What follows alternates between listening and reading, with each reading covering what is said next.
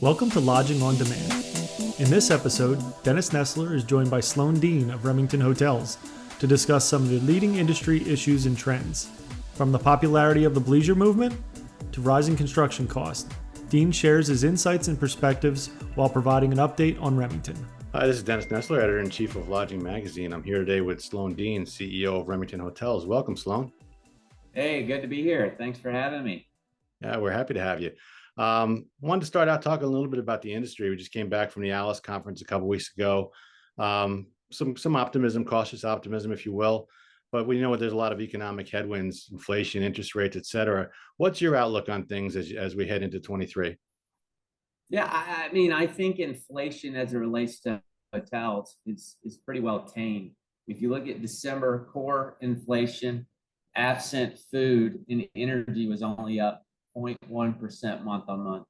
Now that upticked slightly in January when the Fed released the most recent CPI numbers. But if you look at, if you remove housing and energy, inflation is anemic month on month. And so that's a lot of the inflationary headwinds we have. I think the biggest issue we have is the labor market. You still have unemployment at 3.4%. I think hourly wage in unskilled labor is still growing at 4 to 5% year on year. Now that was 8 or 9% wage inflation 6 months ago. So I'm still looking for wage inflation to come down on a year-over-year basis, more to the 3.5%.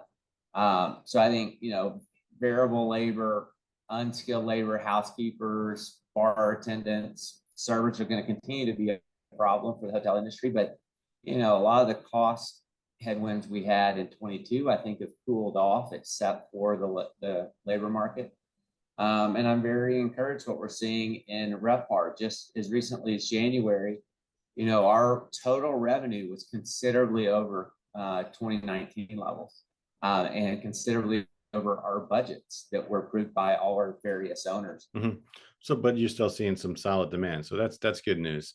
And let's not forget, supply growth is muted. Supply growth is under 2%.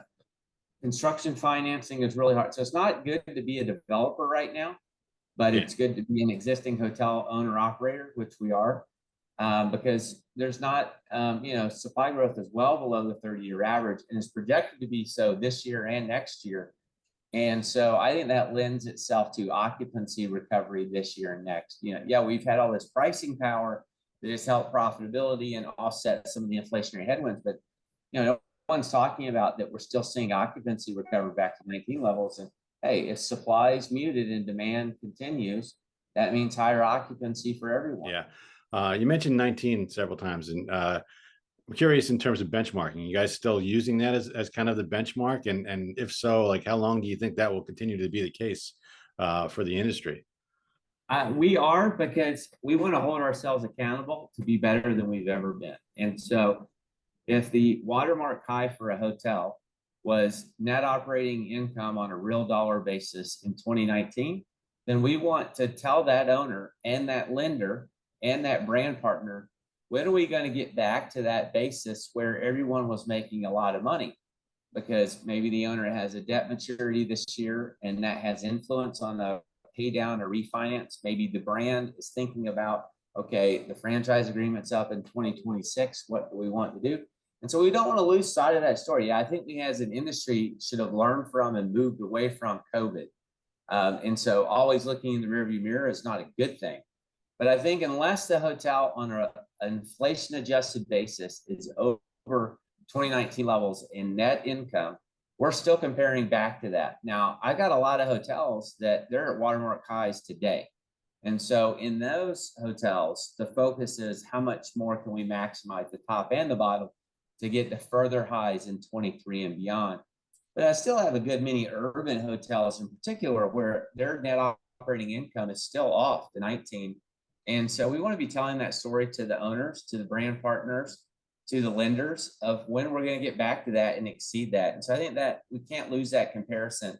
We shouldn't just all of a sudden move back to a year-over-year comparison and forget, prior income levels for owners. We almost see it as a more transparent accountability of saying, hey, pre-COVID, we delivered you this amount of income. We want to exceed that. and hold ourselves accountable to that. Mhm. You mentioned earlier midweek business and some of the challenges with that. Um, I wanted to talk a little bit about the bleisure trend. What you've seen, is it real? The shoulder nights, I guess, that have increased. How would you characterize what everyone's calling bleisure? Now, I would categorize it in three main categories that sometimes get the bleisure noun, if you want to call it that, is misused. So the first category of business that is definitely here to stay are companies that allowed their workforce to move remote, permanently, or partially remote. And now they require quarterly, sometimes monthly, but mostly quarterly team meetups. And so they're company offsites, and whereas used to, they were all officing in New York, and now they're scattered across the country, and they come together once a quarter, and that's usually for an entire week. And they do strategy planning, they do quarterly reviews, they do P&L reviews, team building. And we're seeing that as a new segment of corporate travel midweek, where it's okay, you don't have PricewaterhouseCoopers, Deloitte, taking half the hotel, but now you've got Waste Management or Raymond James or some other financial service company taking a third of the hotel. And by the way, they're doing meetings in your meeting space, and they're doing a bar event at your bar. So your other ancillary income actually rises because it's not a transient customer, it's a group in there together. And so you can sell some other services, which I think is good for resorts and full service hotels. So that's the first. I don't know what you want to call it. You want to call it corporate offsite, but it's a ever increasing segment, and I think it's here permanently. The second is fully remote or remote flexibility, where people go and work from a hotel. We've probably all done this. I'm actually doing it in a couple of weeks where I'm going to California and I'm not taking any days off. I'll be working from the hotels and I'm visiting family. Mm-hmm. We have a lot of that there's new office rules where they only have to be in 2 days a week and they can be remote.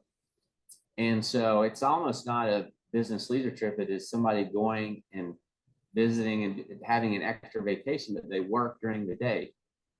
And then, so that's where you have to think about, okay, my internet speed's got to be really good because all of a sudden half the hotel is working from the hotel during the day. So you're putting all this load on the Wi-Fi signal.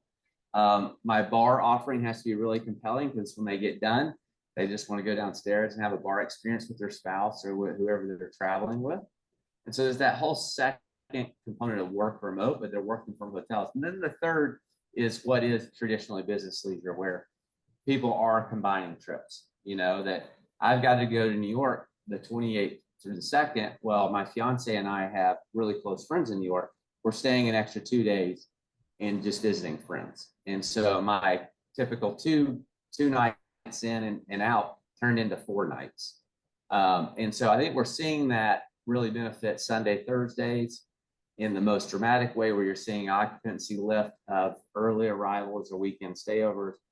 And I think that's a trend too that's here to stay. A lot of offices are not requiring. If you go to Manhattan, for example, and you want to schedule a meeting on a Friday, good luck, because nobody's in their office. They're all out at the Hamptons or in their homes in New Jersey and Connecticut, because they're required to come in Tuesday, Wednesday, Thursday. So all my business trips now are Tuesday to Thursday in New York.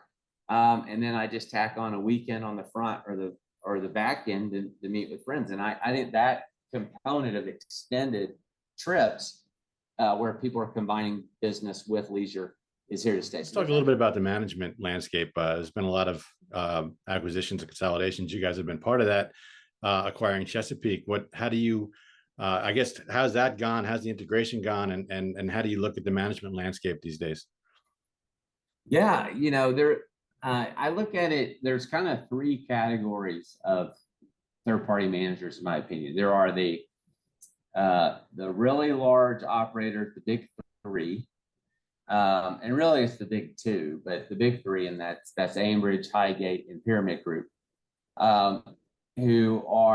they sell now instead of they're almost kind of the too big to fail. They're selling that we're all a commodity, and so you might as well have scale to drive down costs of procurement, medical insurance, et cetera. But what you're seeing is that you have a lot of disgruntled owners in those groups because they've gotten so big they can't give personalized service to an owner who has 1 or 2 hotels.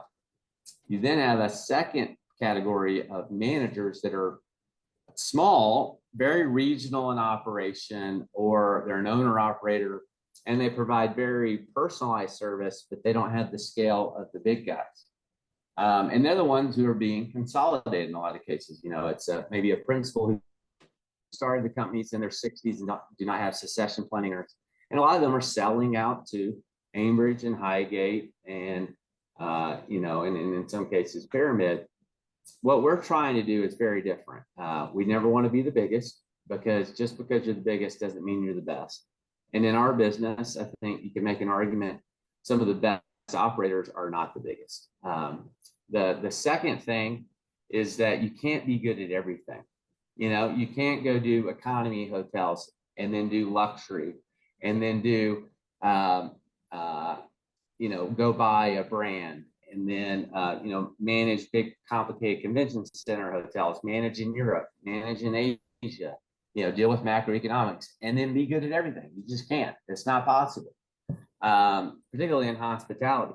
And so what Remington has said is we want to be an owner and associate-centric management platform that is the best in the Americas. We're not going to go to Europe. We're not going to go to Asia. There's 60,000 hotels in the U.S. We have a natural branch in the Mexico, Caribbean. We're doing several deals in the Caribbean. We're going to get into the all-inclusive space. And we can do that all in lifestyle and boutique hotels and large full-service resorts. We're not going to be going into economy and mid-scale in any meaningful way. We're not going to Europe, Asia. I see that all as distractions. And we want to be very focused on being the best operator of lifestyle and boutique and large full service and resorts in the Americas. And we saw Chesapeake aligned with us in that mission. So the reason Chesapeake has been successful, we didn't see it simply as P&L accretion or balance sheet accretion. It was full culture alignment. And we've actually added more new contracts than lost hotels. If you actually went to those, every one of those 16 Chesapeake owners, so there were 16 owners across the 30-something hotels, every single one of them are happy, because the emphasis was cost neutrality for the owner, higher P&L performance for the owner, and better benefit for the associate, you know, giving them more promotability, lower cost of medical, and trying to bring that all together.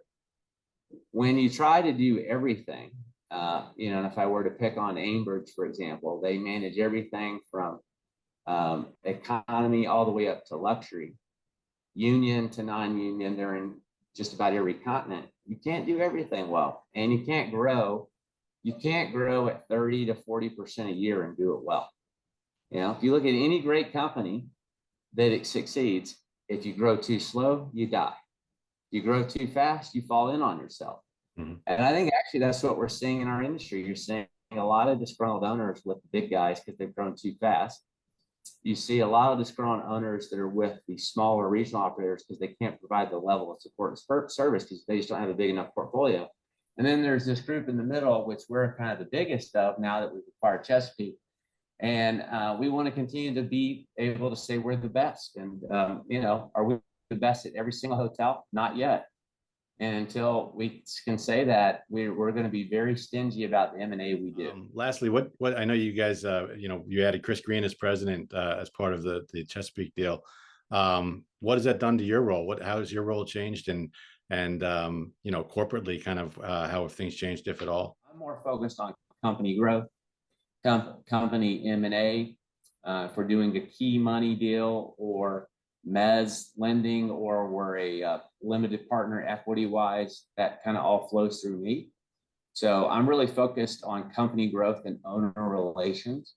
And then Chris is really focused on the day-to-day operating nuts and bolts. Not to mention, I mean, we're still at a size where I jump into individual assets. I was just meeting with an owner who's got a full service hotel here in town. So I think, you know, whenever it gets to the point that I don't know individual hotels is a day I don't want this job. But him in that position allows us to divide and conquer more. And he's also able to dive into the weeds on the operating side more than I am on a day-to-day basis. So, Sure. so I guess you could say, hey, I'm really focused on corporate strategy, growth, M&A, growing outside just the U.S. And then Chris is really focused on operations, commercial, and accounting. Mm-hmm. Great. Well, it sounds like exciting times ahead for Remington, and I appreciate your time this afternoon, Sloan. Yeah, thanks. It's always great to talk to you, and I'll give Chris your regards, and thanks for the time. You got it. Sounds good. All right, take care. Thank you for listening to Lodging on Demand. If you want more content like this, subscribe to Lodging Magazine on YouTube. You can also subscribe to Lodging on Demand wherever you get your podcasts. For news and updates, follow @Lodging Magazine on Twitter, Facebook, Instagram, or LinkedIn, or visit us at lodgingmagazine.com.